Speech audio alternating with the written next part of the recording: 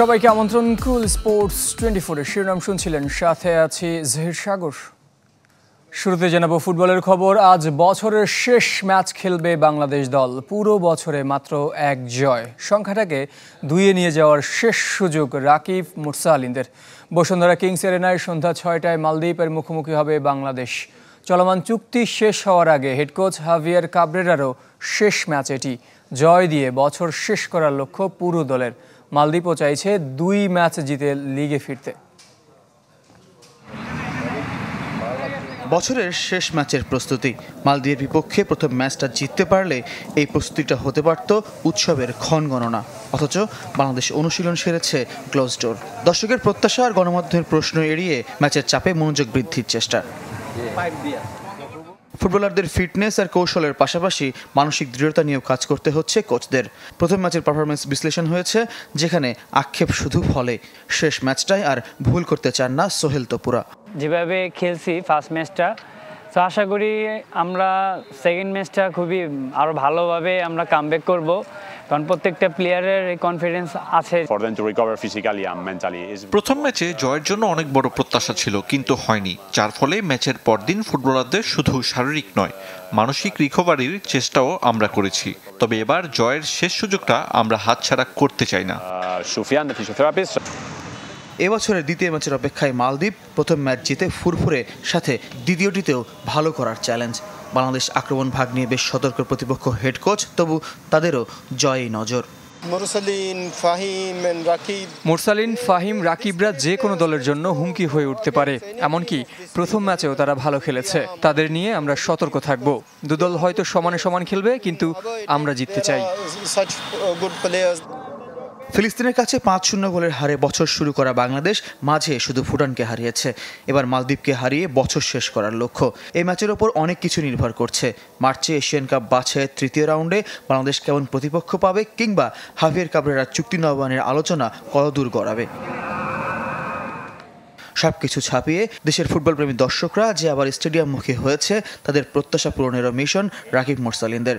আগামী বছরের শুরু থেকে বঙ্গবন্ধু স্টেডিয়ামে খেলা মাঠে গড়ালে বসুন্ধরা কিংস এরেনায় আপাতত এটি শেষ জাতীয় দলের ম্যাচ। ফয়জুল ইসলাম, চ্যানেল 24, ঢাকা। এদিকে নেশনস লিগে আজ ভিন্ন ম্যাচে নামছে জার্মানি ও নেদারল্যান্ডস। রাত 1:45 ডিমেনশেভদের প্রতিপক্ষ বসনিয়া। একই সময় হাঙ্গেরিকে আতিথ্য দেবে ডাচরা, আর সুইডেনের মুখোমুখি হবে স্লোভাকিয়া। এর আগে রাত 11টায় তুর্কির বিপক্ষে নামবে ওয়েলস। এবার ক্রিকেটের খবর। দ্রুত জাতীয় দলে ফিরতে চান আফিফ হোসেন। জানিয়েছেন টপ অর্ডারে ব্যাট করতে বেশি স্বাচ্ছন্দ্য তার। গ্লোবাল সুপার লিগ ও বিপিএলকে প্রমাণের জন্য বেছে নিয়েছেন এই ব্যাটিং অলরাউন্ডার। গায়ানায় রংপুর জার্সিতে খেলার আগে রোমাঞ্চিত আফিফ। হঠাৎ মনে হতে পারে টিম বাংলাদেশের অনুশীলন। হোম অফ ক্রিকেটে লাল সবুজ জার্সিতে Rangpur Riders. Global super league ঘিরে মিরপুরে ব্যস্ত রংপুর। ওয়েস্ট ইন্ডিজে খেলতে যাওয়ার আগে ক্রিকেটাররাও রোমাঞ্চিত। আফিফ হোসেন বোধ হয় কিছুটা বেশি। খুলনার হয়ে খেলবেন বিপিএল, আর রংপুর জার্সিতে গ্লোবাল সুপার লিগ। সে লক্ষ্যে মিরপুরে ঘাম ছড়াচ্ছেন। ব্যাটিংয়ের সাথে বল হাতেও অবদান রাখতে চান আফিফ। এই যেহেতু দেশের বাইরে খেলা, অবশ্যই বড় একটা অপরচুনিটি। এরকম টুর্নামেন্টগুলোতে ভালো করতে পারলে ফিউচারে আরও অন্যান্য টুর্নামেন্টে অবশ্যই সুযোগ আসবে, তো অবশ্যই এটা একটা খুব ভালো অপরচুনিটি। আফিফকে ভাবা হতো বাংলাদেশ ক্রিকেটের ভবিষ্যৎ তারকা। বিশেষ করে সাদা বলের ফরম্যাটের জন্য বাড়তি গুরুত্ব পেতেন এই অলরাউন্ডার। তবে অফ ফর্মের কারণে নিয়মিত হতে পারেননি। দায় নিতে পারে টিম ম্যানেজমেন্টও। 7 বছরের ক্যারিয়ারে তার ব্যাটিং অর্ডার নিয়ে কম পরীক্ষা নিরীক্ষা হয়নি। তারপরও কারো প্রতি অভিযোগ নেই। লোকাল লিগগুলোয় বা আমাদের যে কোনো ডোমেস্টিক ক্রিকেটে সাধারণত টপ অর্ডার বা টপ মিডল অর্ডারে ব্যাটিং করি, তো এই জায়গাটাই আমার মনে হয় আমি স্বাচ্ছন্দ্য বোধ করি ব্যাটিং করতে। গায়ানায় টি-20 টুর্নামেন্টে সামর্থ্যের পরিচয় দিতে পারলে সুযোগ আসবে। ব্যাট হাতে ভালো করে জাতীয় দলে ফেরার বার্তা দিয়েছেন আফিফ। চেঞ্জেস তো অনেক কিছুই আছে, সেটা ইনশাল্লাহ নেক্সট ইন্টারন্যাশনাল ম্যাচগুলি খেললে তখন ইনশাল্লাহ দেখতে পারবেন। তো আশা করি খুব তাড়াতাড়ি আবার ইন্টারন্যাশনাল ক্রিকেটে জাস্ট কামব্যাক করবো ইনশাল্লাহ। আরিফুল ইসলাম, চ্যানেল 24, ঢাকা। আইপিএলের এবারের মেগা নিলামে থাকছেন সাকিব, মুস্তাফিজ, রিশাদ, নাহিদ রানা সহ 12 বাংলাদেশি ক্রিকেটার। নিলামের জন্য বাংলাদেশ থেকে 13 ক্রিকেটার নিবন্ধন করলেও চূড়ান্ত বাছাইয়ে জায়গা হয়েছে 12 জনের। সর্বোচ্চ 2 কোটি রুপি ভিত্তিমূল্য মুস্তাফিজুর রহমানের। সাকিব আল হাসান, মেহেদী হাসান মিরাজ এবং তাসকিন আহমেদের ভিত্তিমূল্য 1 কোটি রুপি। আইপিএলে এক ম্যাচের অভিজ্ঞতা সম্পন্ন লিটন দাসের ভিত্তিমূল্য 75 লাখ রুপি। তার সাথে সমান ভিত্তিমূল্যে নিলামে উঠবেন শরীফুল ইসলাম, রিশাদ হোসেন, তাওহিদ হৃদয়, তানজিম হাসান সাকিব, শেখ মেহেদী, হাসান মাহমুদ এবং নাহিদ রানা। 24 ও 25 নভেম্বর সৌদি আরবের জেদ্দায় হবে এবারের আইপিএল নিলাম। অপেক্ষায় থাকলেও ডাকেনি বিসিবি, আক্ষেপের সুরে বললেন মোহাম্মদ রফিক। আরও একবার জানালেন জাতীয় দলে কোচ হওয়ার আগ্রহের কথা। তার মতে ক্রিকেট নিয়ে আগ্রহ কমছে দেশের সাধারণ মানুষের, আর সাকিবকে মিস করছে পুরো ক্রিকেট বিশ্বই। একসাথে খেলেছেন লাল সবুজের জার্সিতে। এবার কোচিং ক্যারিয়ারেও সতীর্থ মোহাম্মদ আশরাফুল ও মোহাম্মদ রফিক। রংপুর রাইডার্সের ব্যাটিং কোচ আশরাফুল আর স্পিন গুরু রফিক। তবে শুধু ক্লাব পর্যায়ে আটকে থাকতে চান না মোহাম্মদ রফিক। আক্ষেপের সুরে আরও একবার জানালেন জাতীয় দলে কোচিং করানোর আগ্রহের কথা। আমরা কিন্তু সবসময় রেডি থাকি যে কখন আমাদের বোর্ড ডাকবে। এখন দুঃখের বিষয় যে আমরা কিন্তু অনেকদিন ধরে রিটায়ার করেছি, তারা কিন্তু এখন তো কোনো সাড়া দেয় না। আজকে যেসব কোচদের নাম বলেন এদের সাথে কিন্তু আমি খেলেছি, এদের আমি খুব কাছেতে দেখেছি। তো সুতরাং এরা যদি কোচিং করতে পারে তা আমরা পারবো না কেন? রফিকের মতে টাইগারদের বাজে পারফরমেন্সের কারণে ক্রিকেটে আগ্রহ কমছে দেশবাসীর। তবে বিশ্বাস করেন দুঃসময় পেছনে ফেলে ঘুরে দাঁড়াবে টিম বাংলাদেশ। সারা দেশবাসী এখন হতাশায় বাংলাদেশের ক্রিকেট নিয়ে। তাই এটা হতে পারে যে সমস্যাটা হচ্ছে, বাট আবার দেখা যায় একসময় কেটে যাবে। তা আমি মনে করি যে কোনো জিনিসটা আপনার একটা ধৈর্য দরকার এবং হতে পারে। বাট তারপর আমি বলবো যে বাংলাদেশ এখন যে পর্যায়ে আছে এত খারাপ খেলা উচিত ছিল না। যদিও ওয়েস্ট ইন্ডিজ সফরেই বদলে যাবে বাংলাদেশ, জোরালোভাবে সেই প্রত্যাশাও করতে পারছেন না মোহাম্মদ রফিক। তার মতে সাকিব, মুশফিকদের মতো তারকার অভাব পূরণ করার মতো ক্রিকেটার এই মুহূর্তে দলে নেই। যে তিনটা প্লেয়ারে আপনি বলতেছেন, এই তিনটা প্লেয়ারের যদি আপনি চিন্তা ভাবনা, সত্যি কথা কি বাংলাদেশ ওই জায়গাটা পূরণ করার মতন প্লেয়ার নাই। তারপর যদি হতে পারে যে আবার দেখা যায় বেটার খেলতেও পারে। সাবেক বাঁহাতি এই অলরাউন্ডারের মতে শুধু দেশি সমর্থকরাই নন, সাকিবের খেলা মিস করছে পুরো ক্রিকেট বিশ্ব। ইন্টারন্যাশনাল লোকই যারা পছন্দ করে বাংলাদেশকে, তারাই কিন্তু এটা মিস করতেছে। জহির সাগর, চ্যানেল 24, ঢাকা।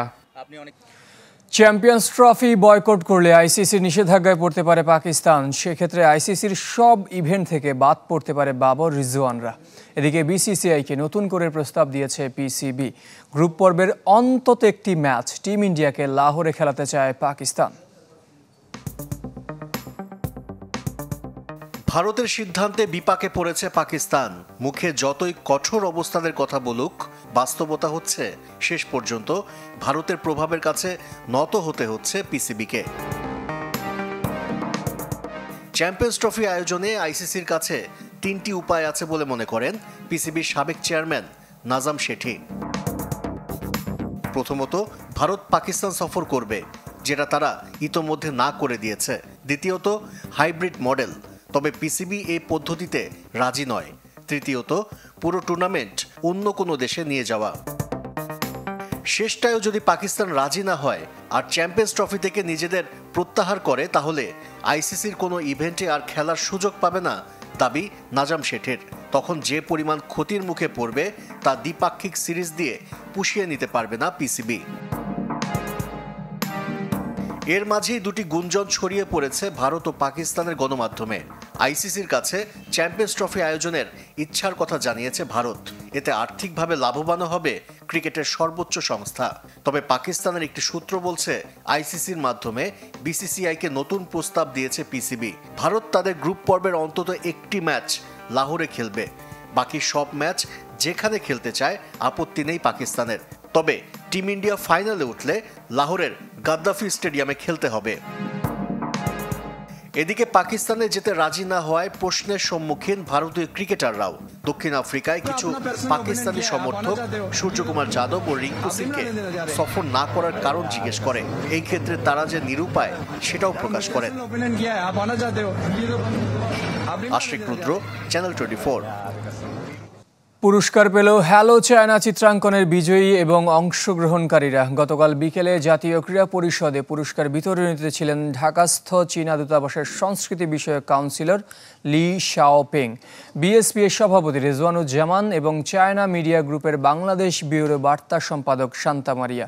অনুষ্ঠানে সভাপতিত্ব করেন বিসিএফসি সভাপতি ASM কামাল উদ্দিন। চিত্রাঙ্কনের আয়োজক বাংলাদেশ চীন ফ্রেন্ডশিপ সেন্টার। সহযোগী হিসেবে আছে ঢাকাস্থ চীনা দূতাবাস এবং বাংলাদেশ স্পোর্টস প্রেস অ্যাসোসিয়েশন। 23তম এই আয়োজনে 4 গ্রুপে 7 শতাধিক শিশু কিশোর অংশ নিয়েছিলেন।